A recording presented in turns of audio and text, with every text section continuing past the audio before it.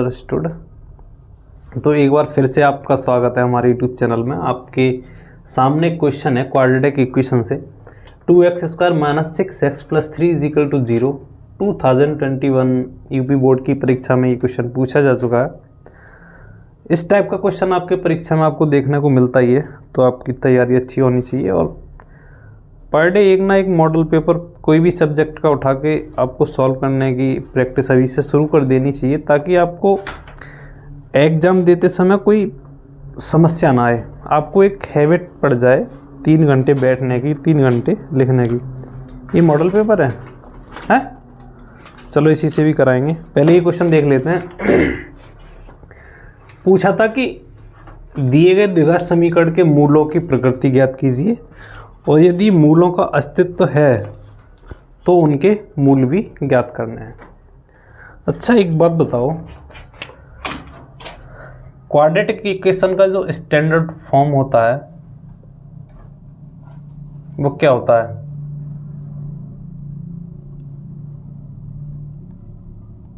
द्विघात समीकरण का मानक रूप क्या होता है? आप सबको पता होगा, आपने सीखा होगा अपनी क्लास में, ax² bx + c = 0। अब किसी भी द्विघात समीकरण के जो रूट्स होते हैं, मूल होते हैं, वो किस पर डिपेंड करते हैं? डिस्क्रिमिनेंट यानी विविक्त कर, जिसे d से डिनोट करते हैं हम।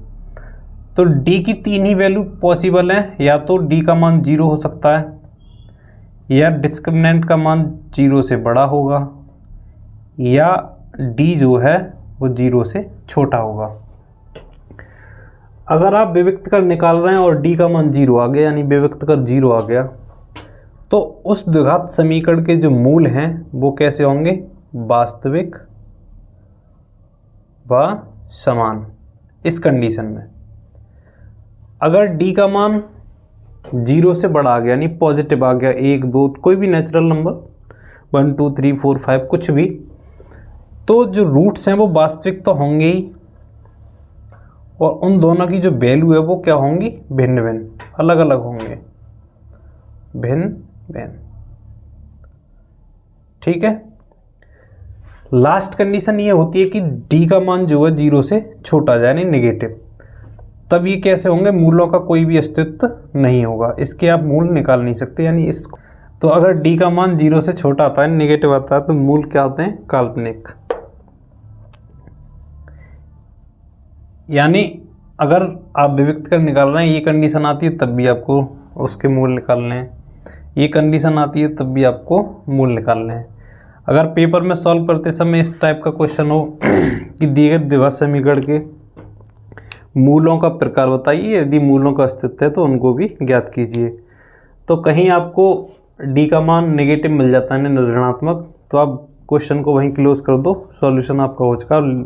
नीचे लिख दीजिए क्योंकि विविक्त कर का मान ऋणात्मक है, इसीलिए दिए गए द्विघात समीकरण के मूल ज्ञात नहीं किए जा सकते।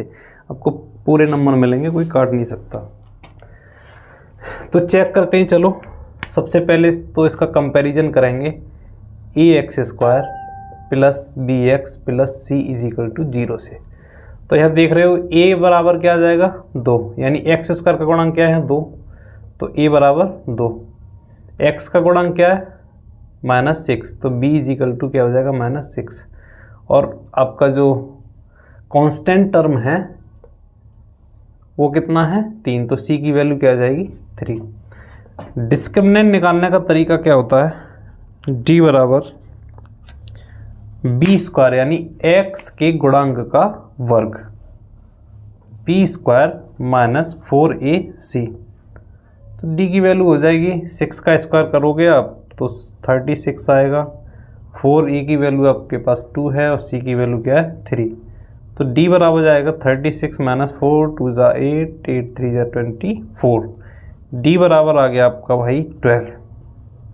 यानी मूल क्या होंगे? वास्तविक होंगे और भिन्न भिन्न भी।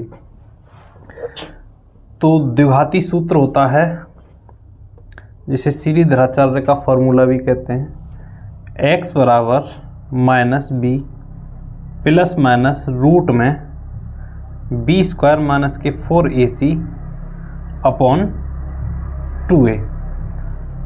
तो माइनस, अब b कितना है -6, एक बार प्लस का ले लेते हैं, इसकी वैल्यू कितनी आई रूट में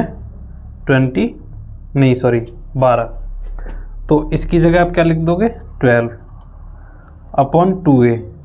तो ये कितना है आपका 2, तो 2 से 2 की गुणा करोगे तो ये हो जाएगा 4, ये माइनस माइनस क्या हो जाएगा प्लस के 6 प्लस रूट 12 अपॉन 4।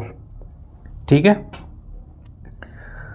अब देखो आगे थोड़ा और सिंप्लीफाई करते हैं। ये 6, इसको क्या आप लिख सकते हो, इसको लिख सकते हो आप 2√3,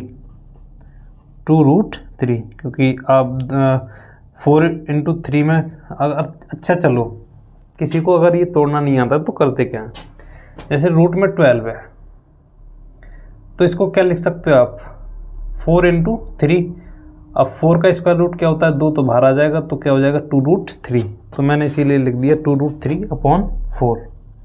कोई भी स्टेप मैं छोड़ता नहीं और ना ही छोड़ेंगे, क्योंकि एक सरल तरीका होना चाहिए सिखाने का जिससे सबको समझ में आ जाए, एटलीस्ट जो कमज़ोर से कमज़ोर बच्चा है उसको भी समझ में आ जाए।